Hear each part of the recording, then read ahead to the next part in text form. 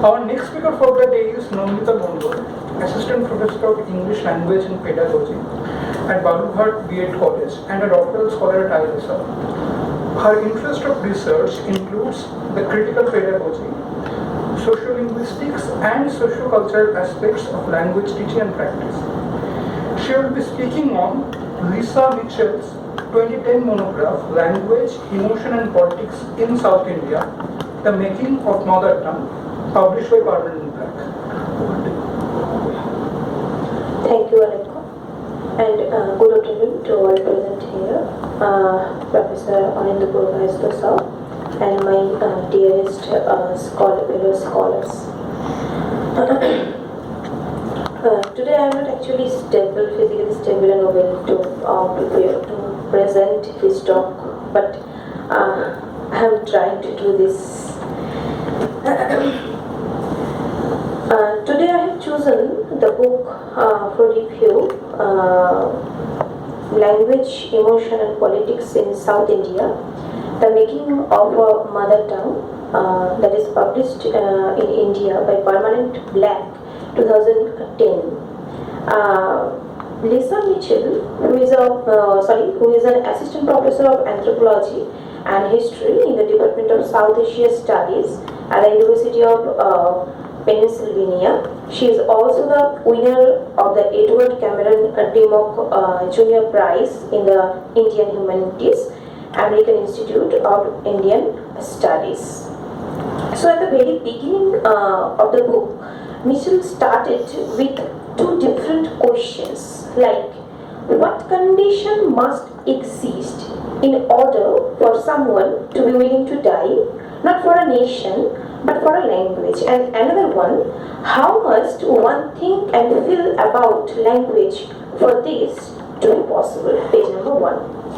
During the middle decades of the 20th century, several mass protests, suicides and movements spread out in the southern India as a commitment, or it may be said as a form of emotional attachment to one's mother tongue. That Mitchell actually mentioned in the text Mata Bhasha or Temoli. Literally it means mother tongue. In her 6 consecutive chapters, including an introduction and a conclusion, the author shows the emergence of a new language as mother tongue and as the basis of reorganizing a wide range of knowledge and practice, which includes the multiple literary productions, formation of linguistic state and identification of cultural entity, political idealization, grammatical and lexical categorizations, concept of translation in the language, and more importantly the pedagogy. So my concern in today's talk to highlight the upliftment, or it is better to say the flowing of a language, or it may say from the birth to the maturity, to the level of the maturity of a language, that Mitchell called Mata Bhasha, through the different common activities in the text. In the introductory portion, the linguistic state activist Potti Sriramulu's death after 58 days fast on December 15, 1952, in order to formation a new linguistic state, a separate Telugu-speaking state, administrative territory within the newly independent Indian nation, with Madras city as its capital, sets as the context of this book. Among the other linguistic movements in the mid of the 20th century, like the movement of northeastern part of the subcontinent, that is today's Bangladesh, for the Bengali language, and the movement of Swami Sitaram, just before the movement by the first of the Sriramulu, for the separate Telugu linguistic state, the movement by Sriramulu state was first successful linguistic movement in India. Just after 4 days, because why it is first successful? Because after 4 days of Sriramulu's death, contemporary Prime Minister Jawaharlal Nehru responded to the widespread of disorder and declared the formation of a new Telugu linguistic state within the Indian nation. So, please, the next slide, please. So that is the map of India before formation of the Andhra state, which I will come in my later discussion. And in the next slide. Okay, that is the map of India after the formation of Andhra state. And this newly formed state was known as Andhra state and was to be created from the district of the existing Madras state. Later 4 years, additional Telugu speaking district from the neighboring state of Hyderabad were added and the name of the state was then changed into Andhra Pradesh. So this is the final map of India. That is after the successful formation of Andhra Pradesh state, that is October 1st October 1953. In the first chapter, the shift of language from the language of land, basically that is mentioned as Desha Bhasha, to the language of people, that is Mata Bhasha, is aptly described to the 4 sections of distinguishing the Andhra and the Telugu language. The geographical location of language in Andhra state, then language as a marker. The 4 sections are the distinguished part of the Andhra and the Telugu language, and the second one the geographical location of language in Andhra state. Then language as a marker of cultural identity and Telugu inscription instead of dominant and orthodox elite identity of Sanskrit. The transformation of language from Desha Bhasha to Mother Bhasha evidences the fact by 1913 that languages were no longer primarily associated with places, but it was imagined as the inseparable attributes of people. So, in the next decade of the 20th century, Telugu language became the language of people. The geographic or regional distinction of Telugu speaking state in Andhra state includes the 3 of the level. Next slide, please. Okay, so there are 3 of the regional part of Andhra state. They of Telugu speaking, obviously the Telugu speaking state, that includes first the coastal Andhra, that is I think that is visible in the map, that is in the middle of the map, the coastal Andhra, which that is the eastern coast of India, that was the part of British Madras Presidency until independence in 1947. And then the Rayasalama, which recently includes the Kurnool. Rayasalama is the left side of the map.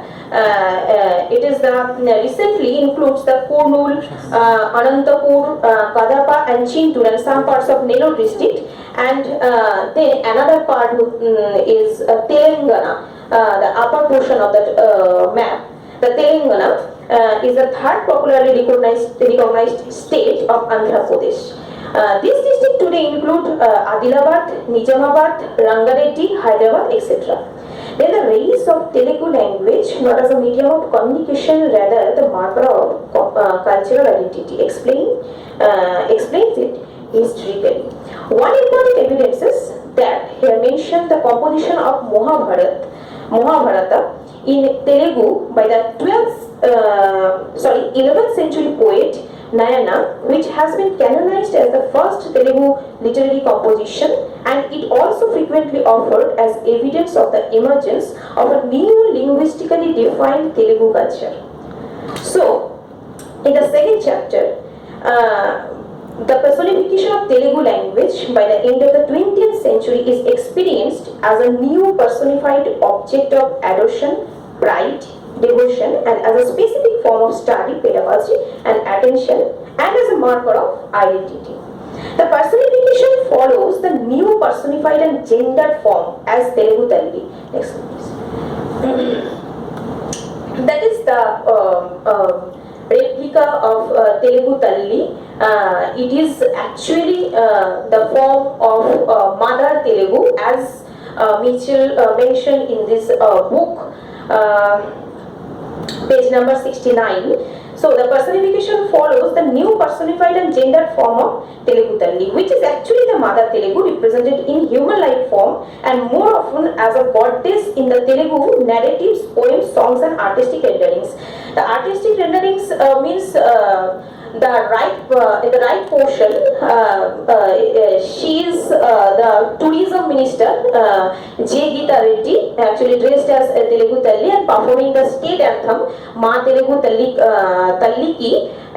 It is a garden of jasmine flowers for our Mother Telugu.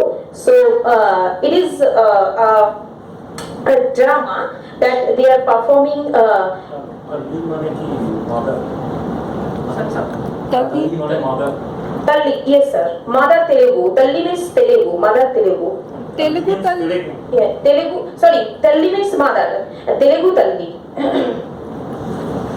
So it is an artistic rendering. Continuing the fact of personification, I like to mention the event of establishing the statue of Mother Telugu as an emblem of contemporary Telugu linguistic state of Andhra Pradesh appeared in front of Andhra Pradesh Secretariat in the state capital, Hyderabad in August 2002. 50 years after the death of Patti Siramullu. Today, this figure of Mother Telugu is just viewed after the next slide, please. Just viewed after the next. This is the figure of Patti Siramullu. Yes, Patti Siramullu, and here is that. So the figure of the Mother Telugu is just viewed after the statue of the linguistic martyr Patti Siramullu, about whom I mentioned in the first portion of my analysis. So I think it is not clearly visible. Behind this statue there is another one. So this is the statue of the Mother Telugu. So it is visible. Yes. But in the year 2005, the statue is replaced by Andhra Pradesh state government. Sir, actually she is the first martyr for the formation of new Telugu state, Andhra state. Oh, okay. I have mentioned in the earlier discussion.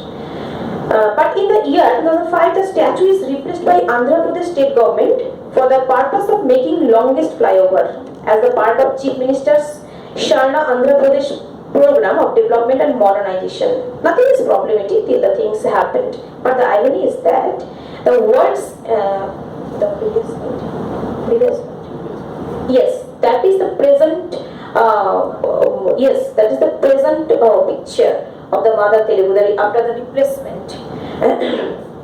Chief Minister, but the irony is that the words inscribed upon the stone slab, it is not visible though. Stone slab that forms her pedestal today appeared not in Telugu, the language she represents, but rather in English. The other, the proximity to political power, its replacement just in front of the state secretariat, her sponsorship by the Municipal Corporation of Hyderabad rather than by the civic or cultural organization. The list of political figures involved in her dedication and inauguration and the annual girdling of her statue by prominent politicians. So I think all of you may recognize the face of Naidu, Chandrababu Naidu. So it is on the occasion of celebrating the 48th anniversary of Andhra Pradesh State Formation Day. Political figures involved in the dedication and inauguration and the annual girdling of her statue by prominent politicians. I think this instance help us to draw our attention to the fact that language has become a basis not simply for new cultural identities, but also for the articulation of uniquely political identities, and it also invokes our thinking to consider the changes not cultural but in what it means political also. The third chapter invokes the different linguistic ideologies as per different regions, gender, race, class, various metalinguistic articulations for the categorization of language discussed in this chapter, through which language, not only language used in southern India, but also in literature, histories, and also popular perceived and experienced today. Here I am skipping some of the questions for the time bounding 20 minutes. The fourth chapter locates the shifts of pedagogy from the knowledge of Pandits to ancient education system to the printing culture, obviously in Telugu. In proposing the improvement of language as the most valuable object of education, Subha Rao, one of the figure, the translator of Madras Press, articulated the acquisition of linguistic competency for use both in the formal and informal education. At the same time, both the colonial and local reformers were beginning to argue that systematic comprehensive knowledge, both of grammar and meaning, was also necessary as the basis for systematic education, and most importantly as a foundation for doing things in language later on. Then to discuss the transformation of pedagogical process from the Pandit's goal, there is a segment of the pedagogical process that Michel mentioned here in the fourth chapter, that from the Pandit's goal of replicating their knowledge into their students to the teachers' approach to test their students in every aspect of their attainment and progress towards different aims, the author rightly visualizes the importance of printing textbooks in Telugu language through the printing press. One of the instances of print in Madras Presidency, the formation of Madras School Book Society, that efforts first began to be directed toward the production of school books for use by the local students. Next, in the fifth chapter, through mentioning the shift to the practice of translation, Mitchell rightly pointed out a new belief of universal translatability, which made it seem that anything that could be said in one language, but it could be also possible to say equally effectively in any other language. So, this chapter traces the shift from doing the things with language to doing the things with languages. Page number 160. Henceforth, the three of the major focus that I like to mention in the chapter is to identify the shift from the learning languages in use to acquiring them as discrete and independent object of knowledge. Secondly, the role of lexicons in establishing languages parallel to each other. Thirdly, the practices of translation to make the languages parallel to one another. In the last chapter, the nice illustration of dead body, you please back. The content page. Yes, the last chapter is nicely titled Martyrs in the Name of Language, Death and the Making of the Linguistic Passion. So here in this chapter, the nice illustration of dead body and the linguistic martyr and the narratives by the local government of this martyr and local people as a setting of comprehending the importance of language movement really make this book a scholarly piece. It became more obvious by the incident of killing 4 young men. Next, last slide. Yes, it is the picture of killing of the 4 young men. I think it is not clearly visible. The 4 young men, bodies of Sriramullu, Nageswara Rao, Guruswamy and Ejra, they were killed at the Nellore railway station at the time of the linguistic movement. Actually the date was December 16, 1952. So this killing, this event this event mentioned, we shall mention this event as the proof of feeling the effectivity of the movement. So at the end, it can be said that the Telugu language movement is one of the most significant example of the 20th century emotional commitment to language. It also important to understand the larger cultural and political process that lead to the new positioning of language within Indian society. So that is all today. Thank you, sir.